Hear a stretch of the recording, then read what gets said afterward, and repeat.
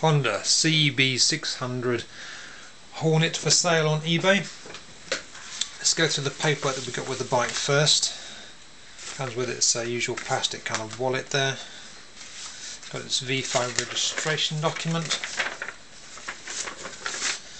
It's a UK bike, I can see there. It's got a couple of HPI check certificates, one I've just done today and one that's done previously. In fact, that's not it, that's the HPI check there, and the old one there. Comes with its Vossa MOT test history, which is that.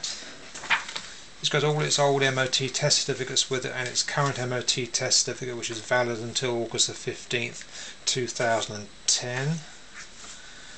It's got its service book there with the last service, which was put in the book in 2001 at 3,800 miles. There was some check done on the bike there and some work done in 2009, which was brake pads, chain sprocket.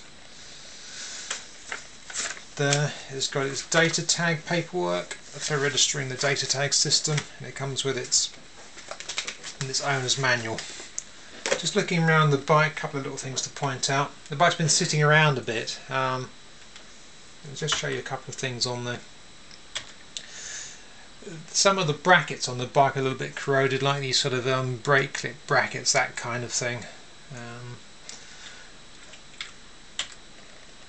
The brakes on the bike are starting to bind a bit. The bike has sat for 2 or 3 months or something, and the brakes are starting to stick a little bit. They will probably free off with use, but they might not, so you've got to look into sort of overhauling the brakes if you want to look into that.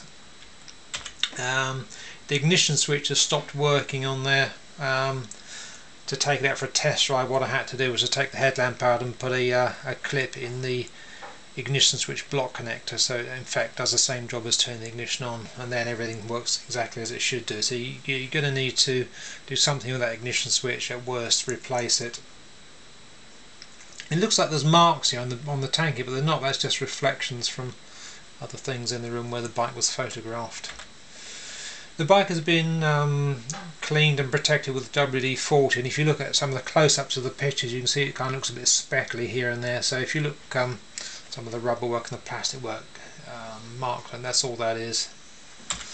So there we go. The bike is basically a sound bike. It needs a few little things doing to it, the main thing being that ignition switch. So there we go. Good luck with the bidding.